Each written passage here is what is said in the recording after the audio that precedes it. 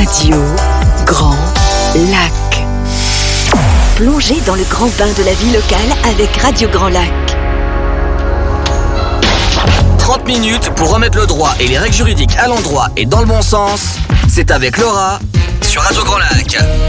Eh bien, soyez toutes et tous les bienvenus. Bonjour à toutes et à tous pour ce direct, encore une fois ce matin à 11h01 sur Radio Grand Lac 92. radiograndlac.com avec un phénomène, avec celle que l'on appelle à travers le monde la Campi. C'est moi ? Tellement. Oui, c'est toi, Laura. Tu es là ? Oui, je suis là. Bonjour Jean-Pierre. Bonjour Laura. Comment vas-tu bien ? Ça va bien. Comme son nom l'indique, ça va bien, ça va très bien. Ça va bien en tout cas, ton sourire est à l'image du soleil que nous avons aujourd'hui sur Aix-les-Bains. Il était temps, donc il a fallu que j'arrive dans le studio pour qu'il y ait du soleil. Ouais, tout à fait, tu es unique. Que je reviendrai plus souvent. Laura qui est donc journaliste au Petit Reporter. On salue l'ami Jérôme Bois si nous écoute ce matin. Qu'il nous écoute. Il a plutôt intérêt. Est-ce qu'on peut dire un petit mot sur le Petit Reporter quand même ? Oui, le Petit Reporter vient de dépasser les 800 000 vues. Il a été lancé en 2019, donc on est assez content. On attend le million de vues pour la fin de l'année. C'est un média local savoyard qui notamment a son terrain de jeu sur Aix-les-Bains et Chambéry, les deux bassins en tout cas. Les deux bassins. On va quand même jusqu'à la chapelle Mont-du-Chat. Dis donc, oui, même dans les Bauges. N'ayons pas peur. Et donc du coup, on fait de l'actualité sur beaucoup de politique et puis de la culture et de l'actu locale. Et puis ce qu'on aime bien nous à Rêverie du Grand Lac, c'est que vous êtes comme nous, vous le faites avec le cœur, avec passion. Oui. Pas forcément en pensant aux espèces sonnantes et trébuchantes. Puisqu'on est bénévole au Petit Reporter. Bénévole et c'est tout ça qui fait votre force. Alors ce matin, Laura, nous allons parler de quoi ? De la mort. De la mort. Donc Laura qui est journaliste maintenant, qui a été avocate avant au barreau de Lille, va nous faire un exposé juridique et judiciaire sur la mort, sans doute en lien avec un événement qui s'est passé dimanche dernier. Donc, cher maître, vous avez la parole. Merci, monsieur le président. Alors oui, aujourd'hui, je vais vous parler, chers amis, de l'extinction de l'action publique. Alors, c'est quoi ? Du coup, c'est en gros, est-ce que mourir arrête toute procédure contre soi et arrête toute réparation du préjudice qu'on a pu potentiellement faire subir à une victime, une partie civile. Alors pourquoi un sujet aussi gai et joyeux ? Alors bien sûr, on est en train de préparer Halloween, mais c'est pas pour ça que je vous parle de ça. C'est parce que vous n'avez pas pu le rater. Ce week-end, le week-end dernier, Bernard Tapie nous a quittés, éteignant au passage l'action publique qui le concerne dans l'affaire retentissante de l'arbitrage avec le Crédit Lyonnais. Et c'est normal ça ? Eh bien, justement, je vais expliquer. C'est normal, on peut pas juger les morts. C'est jusque-là normal, ça. Tout est normal. Alors, au pénal, quand la personne mise en cause, prévenue, donc c'est quelqu'un qui est poursuivi devant un tribunal correctionnel, mis en examen, c'est quelqu'un qui est donc en cours d'instruction devant un juge d'instruction, ou accusé, c'est-à-dire quelqu'un qui a déjà été renvoyé devant la juridiction donc la cour d'assises pour être jugé, meurt. Donc, quand cette personne meurt, on ne va pas le juger. Alors, ça paraît logique, on va pas commencer à se mettre à juger donc les morts comme au Moyen-Âge. Il faut savoir quand même, au Moyen-Âge, j'ai découvert ça en préparant cette chronique, on mettait des effigies des gens qu'on voulait juger et on les brûlait sur un bûcher. Sympa le Moyen-Âge. Donc on est content de pas vivre au Moyen-Âge. Oui, tout à fait. Alors du coup, le procès va continuer, mais concernant Bernard, au niveau pénal, ça s'arrête. La mort éteint les poursuites pénales, les procédures de divorce. C'est-à-dire que quand vous êtes en procédure de divorce avec quelqu'un qui décède avant d'être divorcé, vous êtes veuf et vous n'êtes pas divorcé. Et la procédure de divorce s'arrête. Alors, j'entends d'ici ce qui peut se passer dans le cerveau de certaines personnes en cours de divorce conflictuel. Je rappelle que le meurtre est interdit. Je le dis. Voilà, ça coûte moins cher, bien sûr, mais non, ne faites pas ça. C'est interdit. C'est interdit. Voilà. Alors. Je reprends mon sérieux quand même. Sur le pénal, pour Nanar, c'est terminé. Au civil, on va liquider en ce moment ces sociétés. Pour rappel, Bernard Tapie, lui, avait 3 sociétés. Enfin, en tout cas, il avait le groupe Bernard Tapie. Oui. Il était actionnaire majoritaire du journal La Provence. Et il était aussi à la tête d'une financière immobilière, Bernard Tapie. Cette financière immobilière, cette société, elle possédait la propriété où il résidait à Paris, d'une valeur... Rue des Saints-Pères. D'une valeur de 80 millions d'euros. D'accord. Petit T2. Un hôtel particulier, Sans rue des prétention. Saints-Pères, dans le 6e. Sympathique, au demeurant.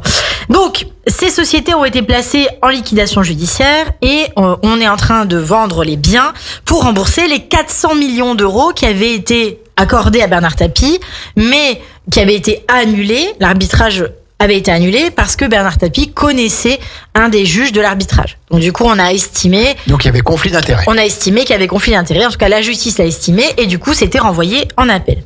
Aujourd'hui, le 7, pendant que je vous parle, il y a une audience en appel de cette décision, mais c'est une audience d'étape puisque sur le fond de l'affaire, les juges vont se réunir le 9 décembre. Alors, comme vous vous en doutez, je vous raconte pas tout ça pour rien. Je vous raconte ça pourquoi ? Parce qu'en fait, on peut pas condamner quelqu'un outre-tombe et ses héritiers ne peuvent pas répondre des actes au pénal après sa mort. En revanche, les dettes, elles sont inscrites au passif. Donc si jamais vous avez déjà été confronté à une succession, eh bien en fait, on va regarder le passif et l'actif, c'est-à-dire qu'on va regarder si la personne qui est décédée, le défunt, on l'appelle, et non pas le dauphin, pas à confondre, le défunt, c'est pas le même. Non mais c'est important. Quoique Flipper le dauphin est un défunt maintenant. Et oui, tout à fait, malheureusement, paix à son âme. Donc en fait, le défunt a peut-être des dettes. C'était Flipper. En fait, Jean-Pierre a aussi des talents d'imitateur de dauphin. Et c'est incroyable. Ce talent est incroyable. Pas assez reconnu, malheureusement. On se rapproche quand même beaucoup du Picsou, mais enfin bon. Alors, quand vous allez chez le notaire, il va regarder si le défunt pour lequel vous êtes devant lui a des dettes et s'il a des actifs, donc des biens immobiliers, de l'argent, des liquidités et éventuellement d'autres biens matériels. Et si en fait vous acceptez ou vous refusez la succession, c'est-à-dire vous n'êtes pas obligé d'hériter. Alors, c'est quand même important de le souligner. Donc là, les enfants de Bernard Tapie, ils ont 300 millions d'euros de bénéfices, en tout cas d'actifs, et 400 millions d'euros de dettes. Donc potentiellement, il y a plus de dettes que d'actifs. Donc a priori, ils vont plutôt partir sur la renonciation à la succession. Ils peuvent accepter sous bénéfice d'inventaire. Ça veut dire que le notaire peut dresser un inventaire et à la fin, s'ils voient que en fait en ratio ils sont perdants, ils peuvent renoncer. Dans ces cas-là, s'ils renoncent, ils touchent 0, mais ils payent aussi 0. Oui. Voilà, c'est liquide, c'est comme dirait une opération neutre. Alors, du coup, forcément, l'État va être prioritaire pour le remboursement des dettes qui sont dues à l'État, si en tout cas c'est confirmé.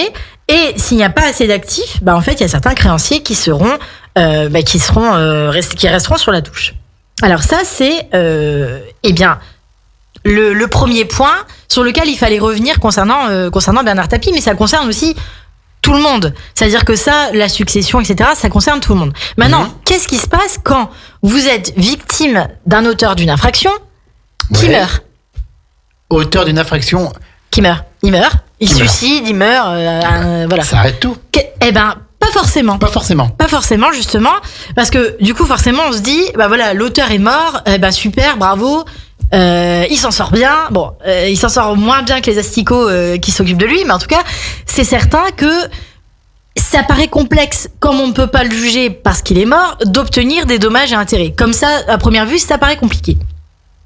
Eh bien, juste après la pause musicale, je vais vous dire comment on fait pour obtenir quand même des dommages et intérêts. Ne partez pas, on va en savoir plus dans quelques secondes. Et on va écouter Amy Winehouse, quelqu'un de très joyeux aussi. Back to Black, c'est parti, 92.ruedugrandlac.com, c'est en direct et c'est pour vous. Radio Grand Lac sur 92.1. 92.1. 30 minutes pour remettre le droit et les règles juridiques à l'endroit et dans le bon sens. C'est avec Laura sur Radio Grand Lac. 30 minutes à l'endroit, on en a fait la moitié, donc si je compte bien, 30 divisé par 2, ça reste 15. Je pose 2, je retiens 3. Il nous reste 15 minutes avec notre Laura Campuzano, celle qu'on appelle dans le milieu la Campi. C'est moi. La Campi, et qui va nous poursuivre sa chronique juridique et judiciaire. Soyons fous. Alors, est-ce que vous connaissez la CIVI ? Alors vous ne confondez pas la CIVI avec la CIBI. Vous vous souvenez de la CIBI qu'avait tonton Marcel dans sa Citroën pour parler avec des nanas bien roulées de sa région? C'est pas ça, d'accord? Là c'est la CIVI, ça s'appelle la Commission d'indemnisation des victimes d'infractions. Ah, d'accord. Voilà, pas du tout, rien à voir. Donc c'est une juridiction civile, elle est régie pourtant par le Code de procédure pénale. En fait, l'objectif c'est de permettre indemniser les victimes d'une infraction. Et alors, je vous lis le texte. Toute personne, y compris tout agent public ou tout militaire ayant subi un préjudice résultant de faits volontaires ou non, qui présente le caractère matériel d'une infraction, peut obtenir la réparation intégrale des dommages qui résultent des atteintes à la personne lorsque sont réunies ces conditions. D'abord, les atteintes n'entrent pas dans le champ d'application d'une autre des victimes d'accidents de la circulation, par exemple. Ça, c'est pas ça. Il faut que ces faits aient entraîné, malheureusement, la mort, une incapacité permanente, une incapacité totale de travail, personnelle égale ou supérieure à un mois, et que les faits soient réprimés et prévus par les articles 222-22, 222-30, etc. Je vous renvoie à Légifrance, du Code de procédure pénale. Du nouveau Code de procédure pénale. Tout à fait. Et cette version est en vigueur depuis le 1er avril 2019. Alors, la personne lésée doit être de nationalité française ou alors les faits doivent avoir été commis sur le territoire national. Et alors, attention, précision, la réparation peut être refusée ou son montant réduit à raison de la faute de la victime. C'est-à-dire que si la victime a tiré d'abord sur la personne qui ensuite l'a blessée, ça peut être réduit. Donc ça, c'est encore des spécificités. Ce qu'il faut retenir, ce qui est important, c'est que ici, on n'est pas comme au pénal où on se base sur l'intime conviction. Là, il faut avoir une certitude que les faits à l'origine du dommage que vous avez subi, eh bien, ont le caractère matériel d'une infraction. Et ça, c'est très intéressant parce qu'en fait, cette juridiction, en fait, cette commission, eh bien, elle a été créée pour indemniser les victimes d'actes de terrorisme. Et en fait, elle permet aux victimes, notamment, d'être indemnisées même quand les auteurs des faits restaient inconnus. Donc, c'est important parce qu'en fait, le but ici, c'est pas savoir qui est coupable ou qui ne l'est pas. C'est pas ça qu'on recherche. On recherche s'il y a bien un dommage et si ce dommage est bien consécutif à une infraction. C'est-à-dire que si on vous a mis des coups de couteau, on va vous dire, voilà, ces coups de couteau, vous les êtes mis vous-même ou c'est dans le dos. Bah non, c'est dans le dos, ça peut pas être moi-même. Tu vois, oui, c'est un petit peu plus dur. Je schématise, mais c'est pour que ce soit bien clair. Alors, voilà, c'est rassurant. En fait, c'est rassurant quand même de savoir que la CIVI, alors il faut faire un dossier, bien sûr, ça se passe dans un tribunal de grande instance, vous pouvez être accompagné par des associations qui soutiennent les victimes d'infractions. D'aide aux victimes qui sont tout à fait compétentes et qui accompagnent les victimes. Il y a des sites internet qui sont très bien faits et si vous voulez sur la page, le groupe de 30 minutes à l'endroit, je vous mettrai les liens vers la CIVI pour que vous puissiez voir si jamais on ne sait pas, vous pouvez être dans ce cas-là, vous qui nous écoutez, eh ben c'est intéressant de savoir qu'il y a ce dispositif qui est mis en place. Ça veut dire que si l'auteur de l'infraction, par exemple, au premier jour de son procès, décide de se suicider dans sa cellule. Si l'auteur de l'infraction au premier jour de son procès, d'accord. Tu vois ? Donc t'es aux assises parce que par exemple on a tué ton frère ou ta sœur, t'arrives aux assises, l'auteur de l'infraction est là. L'accusé va être jugé pendant une semaine et puis en fait le soir même il se suicide. Là, dans sa cellule. Extinction de l'action publique, on ne peut plus le juger sur sa culpabilité, donc tu n'auras pas les réponses à tes questions. Oui. Ça, tu les auras pas. Voilà. Par contre, il est possible, même si, comme je le disais dans ma dernière émission, n'importe quel prix, parce qu'il y a un barème, on la CIVI pour accorder des dommages et intérêts, n'importe quelle somme d'argent qu'on va te donner ne te ramènera pas la personne chère à ton cœur. Exactement. Mais en tout cas, tu resteras pas sans rien. Sauf que la personne, en fait, elle ne sera pas jugée puisqu'elle est décédée. En fait, c'est vrai qu'on peut juger les gens qui sont absents, les gens qui se présentent pas à leur procès, mais qui sont vivants, ou on ne sait pas s'ils sont vivants. En tout cas, si on va les chercher à leur dernière adresse connue et qu'ils ne se présentent pas au tribunal, on peut les juger par défaut. Est-ce que c'est le principe de la contumace ? Alors ça existait avant. En effet, tout à fait. C'est ce qui existait avant. Aujourd'hui, on juge par défaut et la personne, bien sûr, peut faire ensuite un recours, évidemment, si jamais on la retrouve. Si c'est quelqu'un qui est potentiellement dangereux, on va peut-être décerner, la juridiction va décerner un mandat d'amener. Voilà. C'est quoi mandat d'amener? C'est quand les gendarmes viennent te chercher chez toi parce que t'as pas voulu te présenter à l'audience. Alors, en tout cas, ta dernière Là, les adresse connue. gendarmes qui viennent, ils sont plutôt armés et Ils sont baraqués. gentils, sympas. Ils, Franchement. Ils cassent la porte à 6h du matin, à 6h une seconde. Pas toujours. Des fois, d'abord, ils sonnent. Ding dong. Bonjour, c'est le petit déjeuner. C'est la miricorée. Donc, alors, ça se Non, passe c'est pas vraiment plutôt comme par ça. surprise. Mais en général, un mandat d'amener, bon, t'es au courant, quoi. Tu sais qu'il va se passer quelque chose. Tu sais quand tu vas être jugé et que tu te présentes pas à ton procès. C'est quand même très rare que alors, c'est possible, hein, que ton cerveau fasse abstraction, mais c'est quand même assez rare. Donc aujourd'hui, j'ai utilisé un fait de l'actualité pour vous expliquer un peu ce qui peut se passer quand la personne qui est poursuivie disparaît du fait de la mort et non pas disparaît et s'évanouit dans la nature. C'est quand même intéressant parce que on a tendance à croire que parce que la personne est décédée, il se passera rien et les victimes alors dans tout ça, etc. Bon là, vous savez maintenant que grâce à la CIVI, les victimes ont un recours pour obtenir des dommages et intérêts. C'est jamais assez. Bien sûr que c'est pas assez et on n'a pas d'explication. L'auteur présumé des faits va emporter son secret dans sa tombe. On saura jamais pourquoi il a commis cet acte répréhensible. Mais pour être tout à fait complète, on va quand même parler de l'appel. C'est-à-dire que si l'affaire est en appel, ça veut dire qu'il a déjà été statué sur l'action publique. Je vais expliquer. C'est pas très clair. Statué sur l'action publique, ça veut dire qu'il y a déjà eu un premier procès. Oui. Et donc en première instance, donc. Oui, l'action publique. Pourquoi ? Parce qu'en fait, c'est la société qui est représentée par le ministère public, qui reproche à une personne d'être allée à l'encontre des règles et des codes. Le ministère public, c'est ce qu'on appelle aussi le procureur. Le procureur de la République. Donc, le ministère public, l'action publique, c'est de pouvoir reprocher à quelqu'un de ne pas avoir respecté la loi et du coup de pouvoir lui mettre une sanction, de pouvoir accorder, enfin en tout cas, mettre une sanction face à l'infraction. Voilà. Oui, très bien. Et donc, quand il y a déjà une cour ou un tribunal qui a statué en première instance, on ne peut plus juger la personne sur le pénal, je vous l'ai dit. En revanche, toujours, cette cour et ce tribunal sont compétents pour l'action civile. Pour l'action civile. Donc les dommages et intérêts.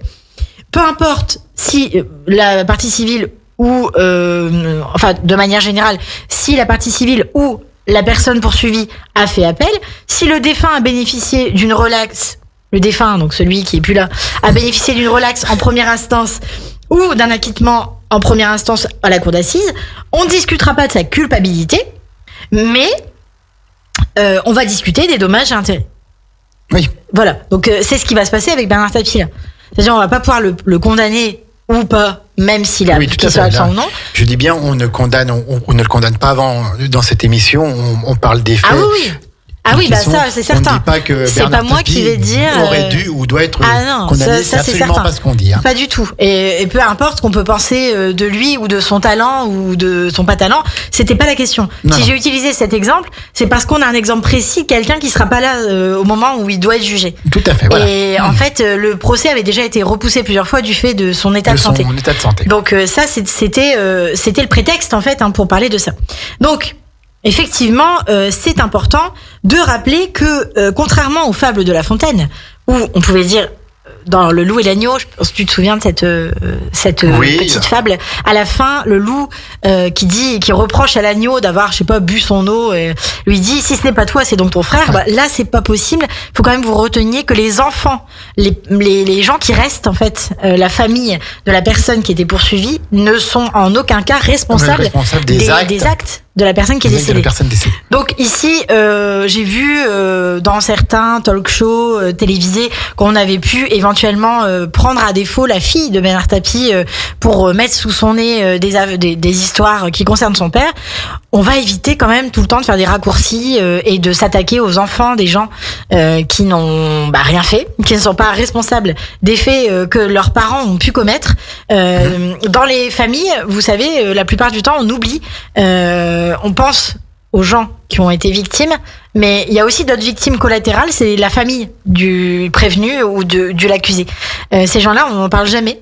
Mais les enfants, par exemple, des personnes qui sont en détention, les enfants des gens qui sont poursuivis, les enfants de ceux qu'on appelle des malfrats, les enfants de ceux qui ont commis des crimes atroces ou qui ont fraudé le fisc, ces gens-là, on n'y pense jamais. au-delà de la question pécuniaire, parce que de toute façon, vous avez bien compris qu'ils toucheront 0 €. Ils paieront pas les dettes de leur père, mais en même temps, ils toucheront 0 € de l'ensemble du capital qu'avait pu réunir au cours de sa vie. Hein, Bernard Tapie, il a quasiment 80 ans. Donc, il a travaillé aussi un peu. Bien sûr. Et ben, tout ça, c'est fumé. Donc, ça n'existe plus. Donc, les enfants sont à la fois lésés sur un plan financier, patrimonial, mais aussi lésés sur la réputation. Utiliser ton nom quand tu t'appelles Tapie, aujourd'hui, c'est pas simple. Parce que t'as autant de détracteurs que d'admirateurs. Donc, c'est pas évident, et ça, on n'y pense jamais. Alors, finalement, la morale de cette histoire, c'est quoi? C'est que l'argent, finalement, c'est surfait quand on est privé de réponse ou même d'un être cher. C'était ça ma chute, parce que je trouvais que, en fait, on parle beaucoup de cette histoire d'argent. On ramène tout à l'argent. On ramène tout à l'argent parce que c'est bien normal qu'on puisse réparer un préjudice. C'est bien normal que quand tu as été victime d'une infraction, qu'on t'a défiguré, que tu t'es retrouvé dans un accident alors que tu n'avais rien demandé. Alors pas de la circulation, parce que ça marche pas. Il y a un autre dispositif, c'est la loi Badinter. Et ça sera l'objet peut-être d'une autre émission. Mais en tout cas, t'obtiens réparation pour ton dommage, c'est tout à fait normal. T'obtiens rien parce que ton père, en fait, il avait trop de dettes et du coup, t'obtiendras rien du tout, mais ton nom est jeté en pâture sur les réseaux sociaux ou dans la presse. Ça, du coup, il y a personne qui va te réparer. Tout à fait. Et donc, finalement, cette histoire d'argent, c'est un peu trivial quand on perd quelqu'un. Et au final, c'est pas ça, je pense, que ce soit du côté des victimes ou que ce soit du côté de la famille du défunt, c'est pas ça le plus important, à mon avis. Il y a quelque chose de plus profond à ça. Même si il y a quand même cette possibilité. T'as pas les réponses, mais au moins t'as un petit peu de réparation. Tout à fait. Donc, en l'espèce, la mort fait terminer l'action publique. Mais pas l'action civile. Contre la personne, mais pas l'action civile. Mais pas l'action civile, voilà.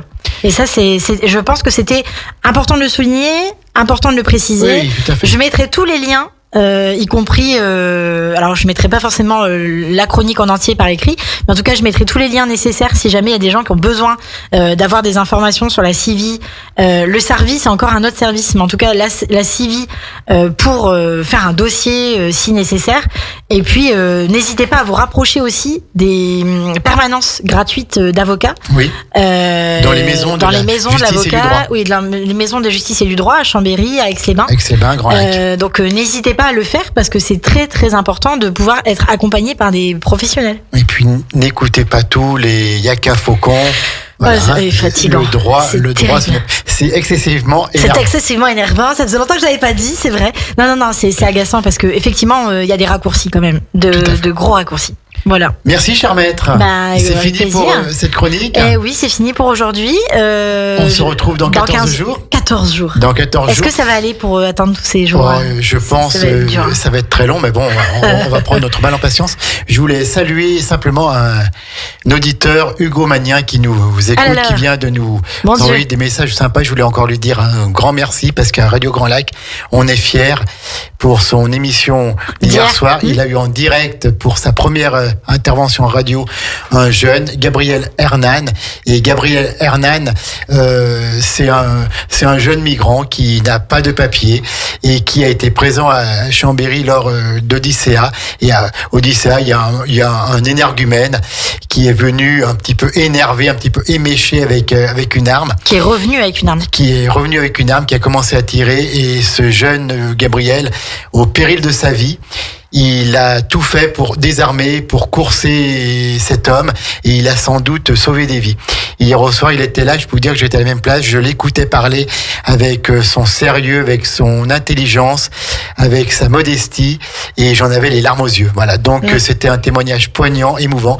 Et Hugo, merci encore, et bien sûr qu'on va tout faire pour que ce jeune intègre la République française. Je peux vous dire qu'il ferait tout à fait honneur à notre pays. Ça, c'est vrai. Et il m'a redonné foi en l'être humain, parfois. Voilà. Écoute, bravo à lui. Et c'est vrai que c'est bien de mettre en avant des jeunes, vu le contexte actuel, vu le contexte nauséabond actuel, on peut le dire, n'ayons pas peur des mots, qui entoure cette naissante campagne présidentielle. Oui, un exemple comme celui-là, c'est vrai que c'est intéressant d'en parler. Et puis, D'ailleurs, j'avais pensé aussi à faire une émission sur ce sujet, sur la tentative de meurtre et d'assassinat, parce que la personne qui d'Odyssea est venue d'abord et a été refusé. Il est reparti en arrière, il est revenu avec une arme. C'est bien une tentative d'assassinat, donc il a été mis en examen pour cela d'ailleurs par le juge d'instruction de Chambéry. Donc je pense que effectivement l'exemple de ce jeune Gabriel là, c'est un bon exemple pour montrer que finalement, et je peux en parler avec mon nom et mon patronyme à consonance transalpine, que finalement parfois quand on est d'une autre origine, on n'est pas forcément là pour le mauvais, on est aussi là pour le bon.